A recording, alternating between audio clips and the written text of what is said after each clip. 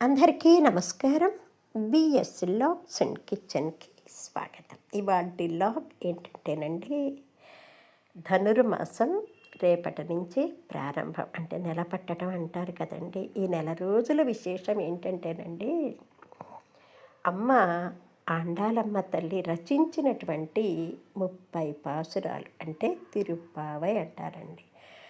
ప్రతి విష్ణు దేవాలయంలో కూడా సుప్రభాత సేవకు బదులు ఈ తిరుప్పావై చదివి వినిపిస్తారన్నమాట. మహావిష్ణువుకి ఆ తిరుప్పావై అంటే చాలా ఇష్టం అన్నమాట. అందుకని తిరుప్పావై చదివి వినిపిస్తారండి. సచంక చక్రం సకరీటకుండలం సపీతవస్త్రం సరసేరుహేక్షణం సహారవక్షస్థల శౌభికౌస్తుభం నమామి విష్ణుం శిరసా చతుర్భుజం. అమ్మవారు రాసినటువంటి ఈ తిరుప్పావైని ఎవరైతే చక్కగా చదివి స్వామికి వినిపిస్తారో, స్వామి అనుగ్రహంతో పాటు అమ్మవారి అనుగ్రహం కూడా కలుగుతుందండి. అసలు ఈ గోదాదేవి ఎవరంటేనండి, సాక్షాత్తు మహాలక్ష్మీదేవి. అమ్మ స్వామిని మీరు ఇలా కొలుచుకోండిరా, ఇలా సేవించుకోండి, స్వామి అనుగ్రహం కలుగుతుందని చెప్పలేదండి.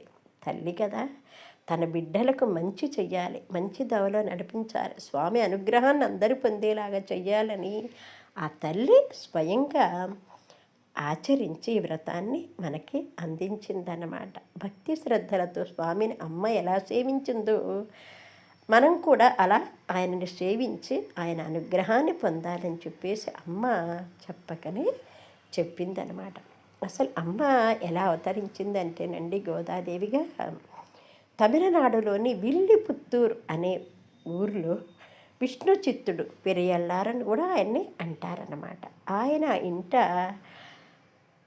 పసిబాలగా కనిపించిందండి తులసి బృందావనంలో. ఆయన ప్రతిరోజు కూడా రంగనాథునికి చక్కగా పూలమాలలు అల్లి, తులసి మాలలు అల్లి స్వామి కైంకర్యానికి తీసుకొని వెళ్ళేవాడండి. ఆ తులసి బృందావనంలోనే పాపగా కనిపించి ఆయనకి ముద్దుల బిడ్డ అయిందనమాట. కోదయ్య అని పిలుచుకునేవాడండి ఆ పాపని. కోదయ్య అంటే తమిళంలో పూమాల అని అర్థం అన్నమాట.